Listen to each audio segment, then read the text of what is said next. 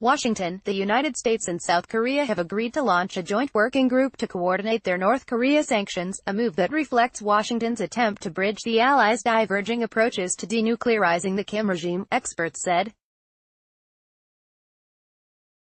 The two governments agreed on establishing a new working group that would further strengthen our close coordination on our diplomacy, on our denuclearization efforts, on sanctions implementations, and inter-Korean cooperation that comply with the United Nations sanctions, Robert Palladino, the State Department's deputy spokesperson, said. So this is an additional step that we're taking that Special Representative Stephen Biegun and his team will be leading, Palladino said. The announcement Tuesday came hours after Biegun returned from Seoul, where he discussed diplomatic efforts to achieve the final, fully verified denuclearization of North Korea, Palladino added. The agreement for a joint working group comes as the denuclearization efforts of Washington and Seoul are increasingly at cross purposes. The Kaesong Industrial Complex in North Korea has seen, April 24, 2018, from the Taesongdong Freedom Village inside the demilitarized zone during a press tour in Paju, South Korea. The rival Koreas, on September 14, 2018, have opened their first liaison office near their tense border to facilitate better communication and exchanges. Sanctions pressure. Washington has been keeping sanctions pressure on North Korea as it engages in diplomacy, while Seoul has been prioritizing improving inter-Korean ties through joint economic activities that could violate sanctions, which concerns Washington. Obviously, coordination has been a problem this year, said Douglas Paul, Vice President for Studies at the Carnegie Endowment for International Peace. The working group reflects concern in the U.S. that Seoul is getting too far out in front. I hope this provides a systematic way to manage differences. Robert Manning, a senior fellow at the Atlantic Council, welcomed the formation of the new working group that he expects would keep inter-Korean activities in balance with the objective of denuclearization. I commend the administration on this much-needed initiative, Manning said. There have been two separate tracks of diplomacy toward North Korea, North-South reconciliation and cooperation, and U.S.-North Korea denuclearization talks. So this working group is aimed at keeping both sets of negotiations closely linked so that the North-South efforts do not get too far ahead of denuclearization efforts, Scott Cinder, director of the program on U.S. Korea policy at the Council on Foreign Relations, points out that the need for a working group has been apparent since the Pyongyang summit. After signing military agreements aimed at reducing tensions and agreeing to pursue inter-Korean economic projects at the Pyongyang summit in September, Seoul and Pyongyang heightened their calls for sanctions relief. Cinder said Seoul's overtures and relaxation of tensions with North Korea should be accompanied by clear communication and effective coordination as related to sanctions. South Korean President Moon Jae-in and North Korean leader Kim Jong-un posed for photographs on the top of Mount Pyeongtaek, North Korea, September 20, 2018. Manning criticized South Korean President Moon Jae-in's initiative in advancing inter-Korean economic ties that counter international sanctions. President Moon has begun to bump up against the limits of North-South cooperation that are inconsistent with UN Security Council sanctions, Manning said. There will be limits to what the consultative group can achieve, said Troy Stangarone, senior director of the Korea Economic Institute, unless Washington and Seoul have a common approach to North Korea that entails an agreed-upon set of objectives. According to Joshua Stanton, a Washington-based attorney who helped draft the North Korea Sanctions Enforcement Act in 2016, getting back on the same page will require Washington and Seoul to come to a common understanding of sanctions. It's very clear to me that the two governments are pursuing policies that are not only poorly coordinated, but they are directly conflicting with each other, Stanton said. William Newcomb, a former U.S. Treasury official who was on the UN Security Council's panel of experts on North Korea, said Washington should clarify the applicability of U.S. sanctions to Seoul through the working group and advise it to deflect too hasty impulses to seek sanctions relief for North Korea. He added, "At this stage, it is impossible to tell if it will be a consequential player or not." While keeping the dialogue open and engaging with Pyongyang, Washington has been calling for Seoul to maintain pressure on North Korea.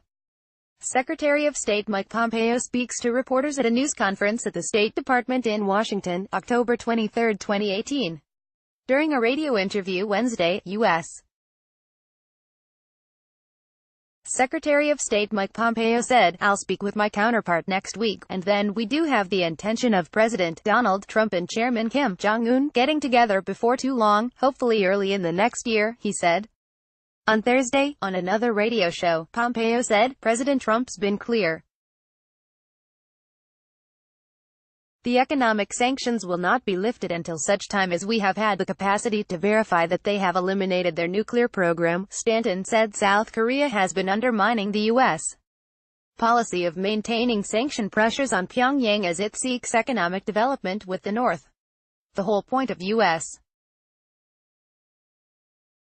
policy is that North Korea has to choose between economic development and nuclear weapons. Stanton said, "North Korea has the Byungjin policy, which is that we can have both." File, a man watches a TV news program, October 16, 2016, showing a file image of a missile launch conducted by North Korea. The letters read, "North attempted to fire a mid-range Musudan missile in June."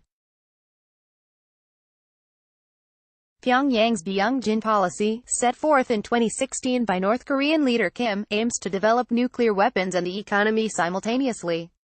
Stanton continued, "The South Koreans seem to be taking the North Korean side here by saying, 'We're going to give you economic development, while we pretend to demand that you denuclearize,' and what South Korea is essentially doing is undermining that pressure and, therefore, undermining the U.S. policy." In September, the U.S. Treasury Department made calls to 7 South Korean banks, raising concerns about their plans to open branches in North Korea.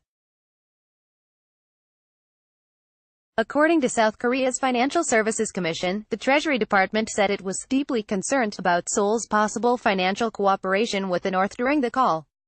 Financial dealings. The Treasury's calls triggered widespread speculation that the U.S. might consider taking action because of South Korea's possible financial dealings with North Korea. South Korean banks have been preparing to take advantage of financial opportunities in Pyongyang since inter-Korean relations began thawing earlier this year.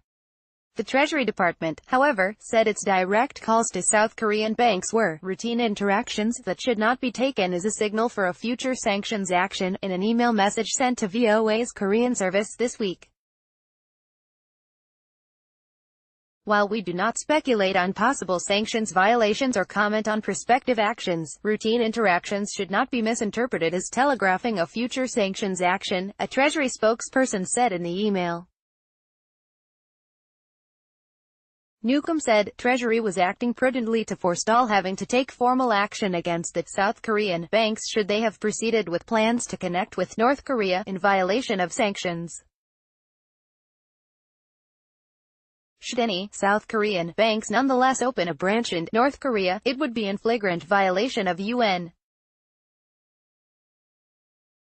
sanctions. Stanton said the consequence of violating sanctions regulations includes steep civil penalties and the loss of access to corresponding banks in the United States.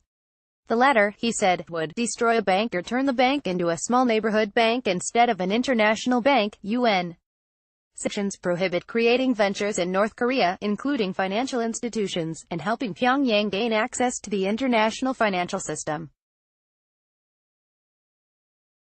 The Treasury Department's Financial Crimes Enforcement Network, FinCEN, issued an advisory Wednesday, calling for financial institutions to heighten compliance with UN and U.S. sanctions on North Korea. The sanctions ban them from engaging in all transactions involving North Korea. William Brown, a former U.S. intelligence official and a professor of North Korean economy at Georgetown University, said establishing a capitalistic banking system in North Korea first requires economic reform. Even if the nuclear issue is resolved and sanctions were removed, the fact remains North Korea's still highly socialist system can't deal with normal finances, Brown said. There are still tremendous obstacles before any kind of branch bank can be established in North Korea. Moon said Thursday that Kim will visit Seoul soon. Kim's visit to South Korea will be the first by a North Korean leader. Also Thursday, a no-fly zone and ban on military drills near the demilitarized zone went into effect as agreed at the September Inter-Korean Summit. Washington and Seoul are considering whether to conduct joint military exercises next year, and the decision will be made by December. Paul Park contributed to this report, which originated with the VOA Korean service.